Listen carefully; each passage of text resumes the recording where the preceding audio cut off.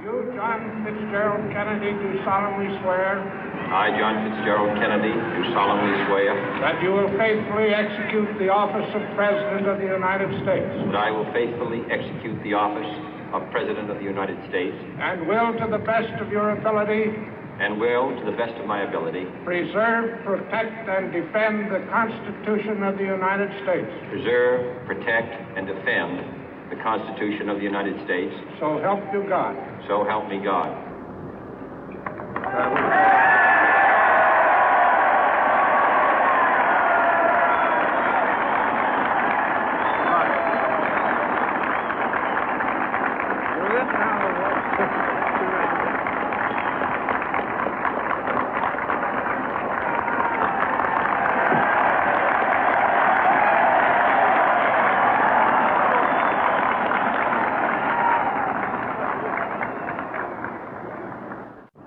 Vice President Johnson, Mr. Speaker, Mr. Chief Justice, President Eisenhower, Vice President Nixon, President Truman, Reverend clergy, fellow citizens.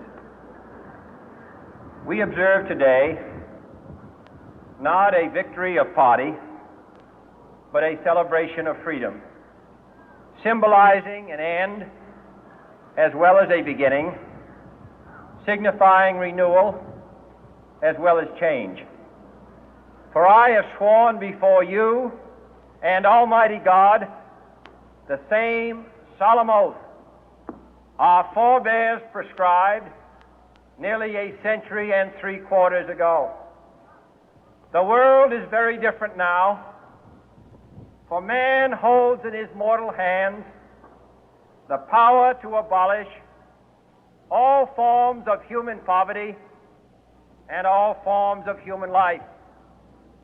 And yet the same revolutionary beliefs for which our forebears fought are still at issue around the globe.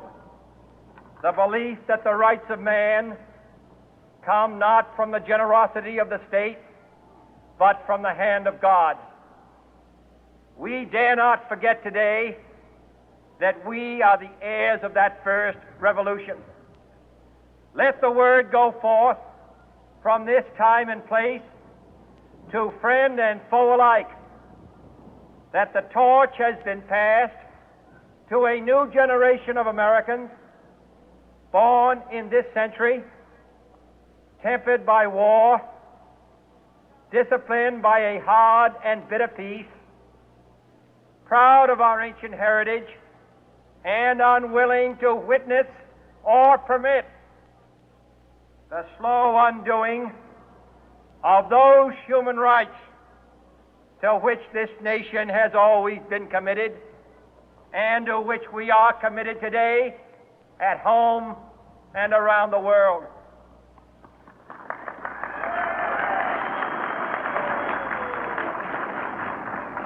Let every nation know, whether it wishes us well or ill, that we shall pay any price, bear any burden, meet any hardship, support any friend, oppose any foe to assure the survival and the success of liberty.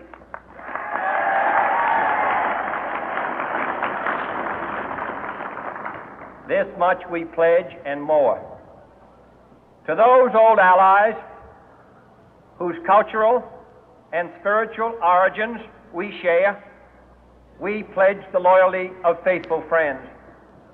United, there is little we cannot do in a host of cooperative ventures. Divided, there is little we can do, for we dare not meet a powerful challenge at odds and split asunder. To those new states whom we welcome to the ranks of the free, we pledge our word that one form of colonial control shall not have passed away, merely to be replaced by a far more iron tyranny. We shall not always expect to find them supporting our view, but we shall always hope to find them strongly supporting their own freedom, and to remember that in the past, those who foolishly sought power by riding the back of the tiger ended up inside.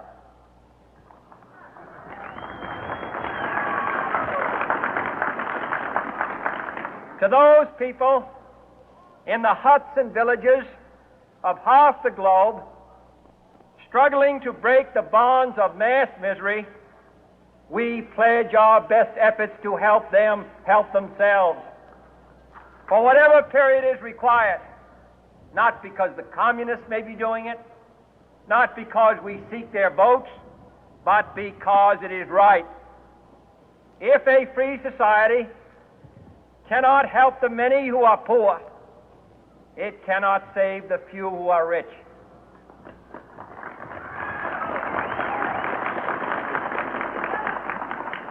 To our sister republics south of our border, we offer a special pledge to convert our good words into good deeds, in a new alliance for progress, to assist free men and free governments in casting off the chains of poverty. But this peaceful revolution of hope cannot become the prey of hostile powers. Let all our neighbors know that we shall join with them to oppose aggression or subversion anywhere in the Americas. And let every other power know that this hemisphere intends to remain the master of its own house.